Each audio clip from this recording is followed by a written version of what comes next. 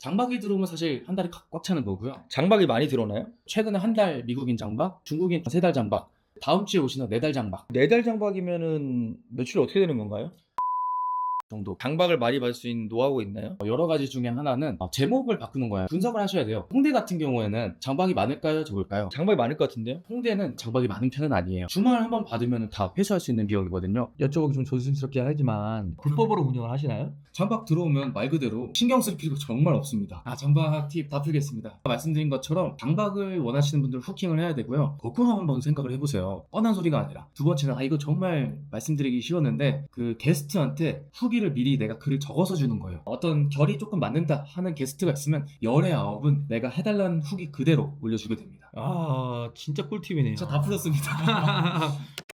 네, 안녕하세요. 안녕하세요. 네, 간단하게 소개 부탁드리겠습니다. 제 이름은 한규태라고 하고요. 관악구 쪽에서 에어비앤비 한 채 운영하고 있습니다. 같이 가르면서 한번 소개 한번 해주시겠어요? 네네. 여기는 이제 저 에어비앤비 있는 쪽 옆쪽 골목이고요. 근데 숙소가 있는 것처럼 안 보이는데. 네, 여기가 사실은 어떤 특정 주택이 아니고요. 전부 상가 건물이에요. 저희 상가 건물에도 지금 중간에 숙소를 운영하고 있어요. 상가에도 에어비앤비를 할 수가 있나요? 상가 주택 보시면 층마다 주택인 곳이 있어요. 그런 곳들은 합법적으로 저희가 에어비앤비를 운영을 할 수가 있습니다. 근데 게스트가 구멍을 놔둔 거는데 안 가져가세요. 여기 놔두면 가져간다고 하셨는데. 와, 그래도 엄청 큰 건물에 들어와 있네요, 에어비앤비가. 네, 맞습니다. 다른 분들은 이제 빨간 벽돌 많이 하시는 경우도 있는데 여기서 그게 됐어요. 반갑습니다. 이게 본업은 아니신데 네. 운영하시면서 좀 힘든 건 없어요? 운영을 사실 초반에는 좀 힘들었어요. 힘두 달 동안은 힘들었는데 지금은 사실 힘든 게 거의 없습니다. 왜 힘든 게 없나요? 초반에 이 집에 대한 운영 이슈 때문에 힘들었어요. 예를 들면 저희 큰 방에서 소리가 난 적이 있었거든요. 위에서 자꾸 소리가 난다. 그래서 중국인 2명 3달 장박 손님이 있었는데 한 달만 있다가 나가셨어요. 오, 3달이나 장박이 들어오나요? 네네, 3달 들어왔었습니다. 엄청 넓은데요? 엄청 좋고 제가 지금까지 봤던 에어비앤비 중에서 제일 좋은데요?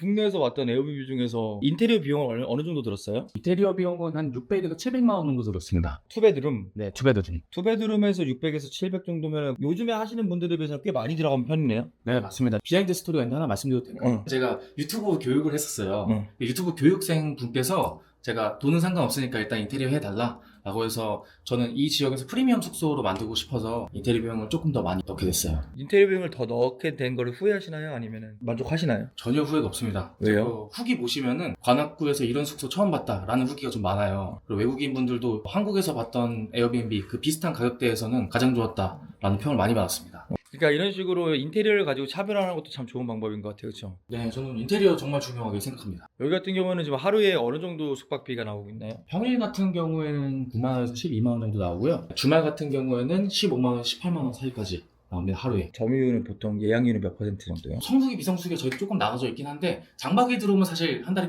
꽉 차는 거고요. 장박이 많이 들어오나요? 저 같은 경우는 최근에 한 달 미국인 장박, 그리고 중국인 중간에 떠나신 분들 있지만 3달 장박, 그리고 이제 다음 주에 오시는 4달 장박.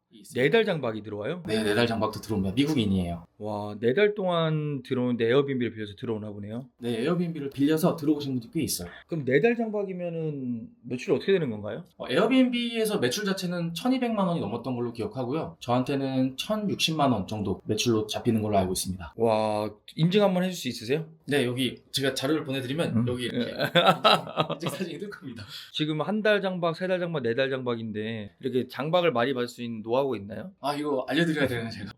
이거 진짜 중요한 거예요. 이것 때문에 사실 여기 왔거든요. 그래서 왔으니까 한번 얘기 좀 해주세요. 네, 일단은 사실 별거 없는데요. 여러 가지 중에 하나는 제목을 바꾸는 거예요. 여러분들 내가 장박 손님이라고 한번 가정해 보시면은 에어비앤비를 내릴 때 제목이 장박 전용이라는 곳이 있고 다른 곳처럼 다 똑같은 평범한 제목이 있다라고 하면 장박 전용인 곳에 먼저 눈이 가실 거예요. 이게 이제 꿀팁 중 하나입니다. 또 하나만 더 알려주세요. 또 알려줘야 되나요? 장박은 사실은 여러분들이 고객들을 받으면서 분석을 하셔야 돼요. 내 지역 자체가 장박곡이 없는 곳인데 장박 전용이라고 하면 안 들어올 거잖아요. 그러니까 일단 장박 수요가 있는지 먼저 체크를 하시려면 지역에 대한 리서치를 좀 하셔야 됩니다. 어떻게 해요?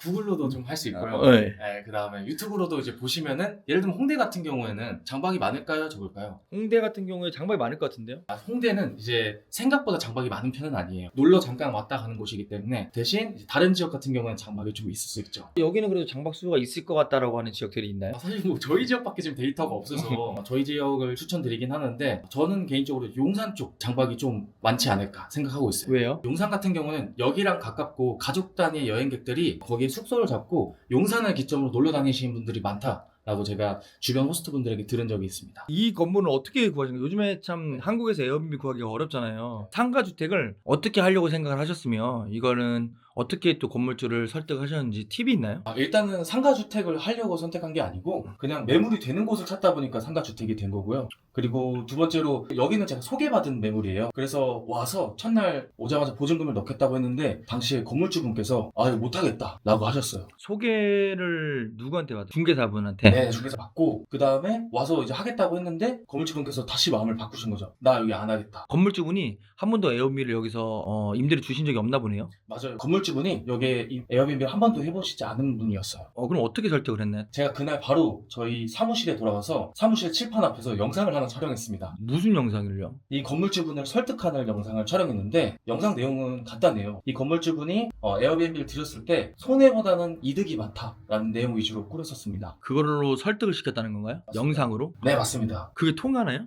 사실 이제 나이 드신 분들이 유튜브 친숙하거든요. 음. 막 건강 정보도 많이 보시고 심심하실 때 유튜브 많이 보세요. 그런 유튜브라는 플랫폼에서 이 친구가 나와서 왜 에어비앤비를 해야 되는가를 열심히 설득하는 걸 보셔가지고 귀여워서 저를 처음에 부르신 걸로 알고 있어요. 처음에 한번 만나보자 이런 식으로. 그래서요? 만났더니 오케이를 해주셨나요? 네, 만나서 갔더니 이제 제가 바카스 들고 갔거든요. 유튜브 되게 귀엽게 봤다 그 말씀을 해주셨었어요. 손자 같았나 보다, 그쵸? 그랬을 수도 있을 것 같습니다. 여기는 그러면은 보증금이나 월세가 어떻게 되나요? 보증금이랑 월세는 꽤 센 편이에요. 그래서 보증금 같은 경우는 5천만 원 정도, 월세는 95만 원, 관리비 10만 원 정도 되고 있습니다. 그러면은 비용이 95만 원에 10만 원이니까 이것저것 포함해서 한 120 정도가 나가겠네요, 보증. 네, 공과금 뭐 운영비 해가지고 130 정도까지 나가신다고 보면 돼요. 120에서 130 정도까지. 네, 보증금 꽤 많이 들어갔네요. 보증금이 꽤 센 편입니다. 이 건물엔 다른 에어비앤비 숙소도 생겼나요? 이게 정말 재밌는 포인트인데요. 제가 처음에 파일럿 테스트로 여기 에어비앤비 하니까 정말 문제가 안 되고 관리가 잘 되는 걸 건물주분께서 아시고 나서 그 다음부터는 지금 이 건물에 2채, 3채, 지금 4채까지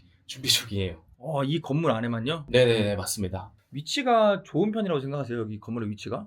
이 건물 사실 위치가 좋은 편은 아니에요. 그래도 이제 우리가 에어비앤비라는 플랫폼에서 예약률을 따져봤을 때 어느 정도 승산이 있겠다. 딱 그 정도 수준입니다. 방 소개 한번 해줄 수 있으신가요? 제가 먼저 작은 방부터 한번 소개를 드려볼게요. 저는 컨셉이 두 가지 정도 되는데요. 이 작은 방은 모던 현대 컨셉입니다. 그래서 그냥 사람들이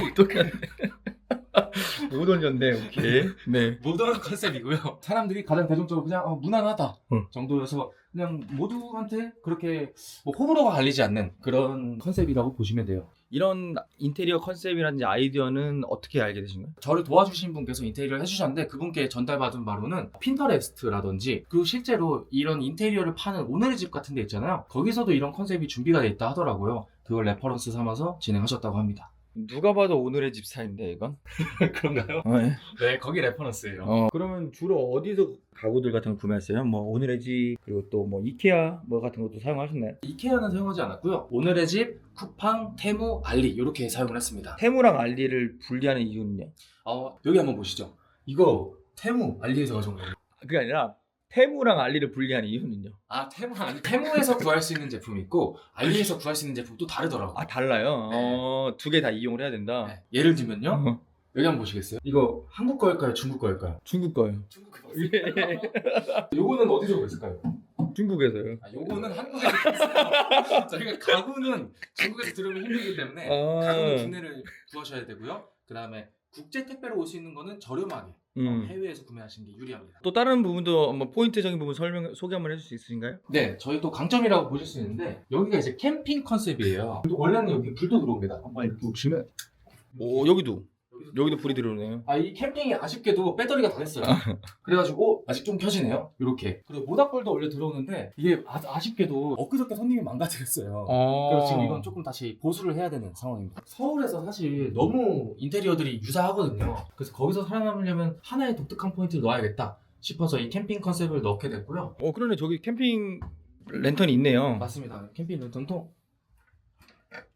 엄청 신경을 써서 꾸며놓으셨네요. 생각보다 돈도 많이 들이시고. 네, 맞습니다. 처음에는 겁이 많이 났는데 이렇게 타겟도 정확하게 잡아야 되고 인테리어도 신경을 써야 되고 고객 분석이 제대로 되어야 빨리 우리 이 투자비를 회수하고 그 다음에 운영을 편하게 할 수 있다. 그래서 저도 사실 해외 에어비앤비 무료 강의 들으면서 타겟 설정하는 거, 인테리어 신경 쓴 거 거기에 너무너무 공감을 많이 했었어요. 감사합니다. 또 거실은 좀 특이점이 있으신가요?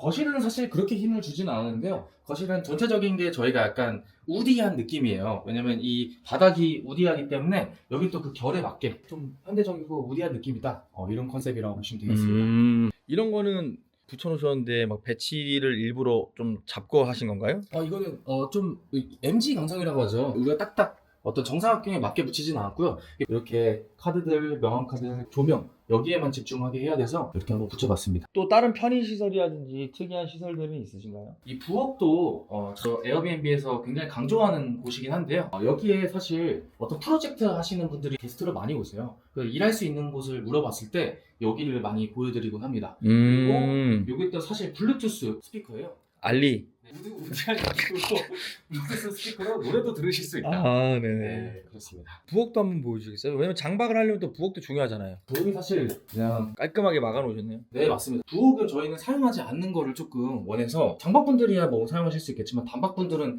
부엌 사용하시면 아시겠지만 이제 냄새도 나고 또 청소할 때도 또 신경 좀 많이 써야 돼요. 딱 필요한 것들만. 그러면은 세탁기랑 건조기 같은 것도 있겠네요. 장박 위주로 받으려고 하면. 맞아요. 저 세탁기랑 건조기도 한번 보여드릴게요. 청소 매니저분이 정리해서 조금 정신이 없긴 하지만 여기 보시면 와, 오른쪽에 세탁기가 있습니다. 에어비앤비 엄청 큰 걸 넣어 놓으셨네요. 비용이 네. 만만치 않았을 것 같은데 이거는. 비용이 그래도 건조기 같은 경우도 한 35만 원 정도 주고 세탁기는 다행히 여기 안에 있었어가지고 그대로 썼는데 근데 이 비용을 아까워하시면 안 됩니다. 35만 원 정도는 주말 한번 받으면 다 회수할 수 있는 비용이거든요. 이거 같은 경우는 한 달, 두 달 운영하면 바로 회수할 수 있는 비용. 그리고 내부 청소할 때도 쓰이고요, 그렇죠? 맞습니다. 실제로 운영해보시면 아시겠지만 세탁방 운영하는 비용 그리고 거기 가시면 청소 매니저분께 추가 비용이 들어가거든요. 그게 또 무시하지 못합니다. 여쭤보기 좀 조심스럽긴 하지만 장박을 위주로 받는다고 하셨는데 그럼 여기도 실증 특례라든지 혹은 외도민이 되어 있지 않은 불법으로 운영을 하시나요? 불법으로 나왔으면 제가 여기 얼굴을 못 가고 합니다.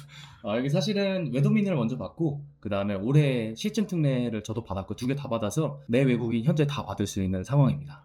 그럼에도 불구하고 이렇게 장박을만을 좀 받으시는 이유가 있으실까요? 이건 실제로 운영해 보시면 알게 되시겠지만 장박이 저는 훨씬 더 운영하는 데 있어서 에너지도 안 들고 돈도 훨씬 더 많이 번다고 생각이 드는데요. 장박 들어오면 말 그대로 내가 월세랑 공과금 정도만 내고 한 사람이 한 달, 두 달, 세 달 동안 있는 거잖아요. 그럼 신경 쓸 필요가 정말 없습니다. 우리가 막 광고나 막 컨텐츠에서 보는 것처럼 하루 10분 자동화 관리라고 하는데 국내에서 하는 건 사실 장박 손님이 아닌 이상 자동화 관리가 어려워요. 왜냐면 불이 갑자기 안 들어온다, 와이파이가 안 된다, 청소하는데 뭐 문제가 있다 이런 것들이 계속 생기기 때문에 자동화는 사실은 저는 개인적으로 굉장히 어려운 거라고 보고요. 실제로 우리가 하루에 10분, 5분 미만으로 신경을 쓰려면 장박 손님만 이게 가능하다라고 보고 있습니다. 그냥 팁을 좀 더 몇 개 풀어주시죠. 장박을 받을 수 있는 팁을. 장박 팁 다 풀겠습니다. 일단은 아까 말씀드린 것처럼 우리가 제목 자체를 장박 전용이라는 이런 키워드로 장박을 원하시는 분들 후킹을 해야 되고요. 장박은 보통 한 달, 두 달 이상 사시는 분들이기 때문에 거꾸로 한번 생각을 해보세요. 내가 장박을 살 거면 여기 설명글을 읽어보겠습니까? 안 읽어보겠습니까? 무조건 읽어보죠. 무조건 읽어보게 돼 있어요. 그래서 장박 손님을 위한 설명글을 적어놓는 거예요. 뻔한 소리가 아니라. 예를 들면 저희 같은 경우는 5분 거리 내에 슈퍼마켓, 음식점, 약국, 편의점 다 있거든요. 이런 것들을 너희가 장박 사는 데 있어서 도움이 된다라고 어필을 해놓는 거고, 두 번째는 이거 정말 말씀드리기 쉬웠는데 후기를 받으실 때요, 그 게스트한테 후기를 미리 내가 글을 적어서 주는 거예요. 예를 들면 약국 때문에 문제가 있었을 때 바로 앞에 있어서 좋았다라고 장박 손님들이 끌어들일 만한 핵심 포인트를 후기에 적어달라고 직접 요청을 하는 겁니다. 그러면 그런 후기들이 쌓이게 되고 잠재 장박 손님들이 이 후기랑 설명들을 보면서 여기 정말 오래 살기에 좋겠네 라는 포인트를 잡아주시면 돼요. 좋은 후기를 써달라고 하는 후기도 어려운데 아예 후기를 써서 달라고 하는 건 더 어려울 것 같은데요. 이거 여기서 비밀 하나 더 풀어야 되는데요. 사실 저는 어떤 결이 조금 맞는다 하는 게스트가 있으면 일부러 소통을 많이 합니다. 문제 없냐, 뭐 난방 켰냐, 에어컨 켰냐 이렇게 라포를 먼저 쌓은 뒤 다음 날에 샐러드를 배송해줘요. 체크아웃 하는 날. 그래서 먼저 소통을 한번 했죠. 그 다음 마지막 가기 전에 라포를 샐러드로 쌓았죠. 그러면 열의 아홉은 내가 해달라는 후기 그대로 올려주게 됩니다. 아 진짜 꿀팁이네요. 저 다 풀었습니다. 아 그러면은 이 수도 같은 경우에는 외도민도 봤다고 하셨고 실증 특례도 봤다고 하시는데 그거 받는 좀 팁이 있나요? 일단 실증 특례 같은 경우는 요즘 막 핫하게 떠오르는 규제라서 최신 정보들을 얻으셔서 하시는 게 좋은데, 실증 특례 같은 경우는 말 그대로 집을 빌린 다음에 집주인과 협의만 한 뒤 미스터 맨션이나 위홈 같은데 실증 특례 신청하면 크게 문제 없이 되는 걸로 알고 있고요. 물론 자세한 사항은 또 있겠지만요. 외도민 같은 경우에는 주민 이웃 동의를 받아야 돼서 애초에 메모를 구할 때 외도민이 가능한 메모를 구하는 게 중요한데요. 이건 내용이 워낙 길어가지고 또 한번 살짝 살펴보시면 좋습니다. 아, 그때 이번에 만나뵙게 해서 진짜 반갑고요. 혹시 앞으로 계획이 있다면 뭐 간단하게 말씀해 줄 수 있으실까요? 오늘 에어비앤비를 얘기했다 보니까 뭐 아시다시피 국내에서 외도민 합법적으로 할 수 있는 게 하나밖에 없어요. 그래서 저는 사실은 해외 에어비앤비를 늘리는 게 목표인데 국내에 하나 하고, 그래서 뭐 베트남, 뭐 일본 이쪽으로 또 관심이 많아서, 국내에는 사실 규제가 있다 보니 실증 특례도 나오긴 했지만 좀 말이 많거든요. 그래서 마음 편하게 국내에서 돈 열심히 모아가지고 해외로 꼭 진출해보고 싶은 욕심이 있습니다. 함께 가시면 되겠다, 그렇죠? 열심히 한번 해보겠습니다. 네, 오늘 감사했습니다. 감사합니다.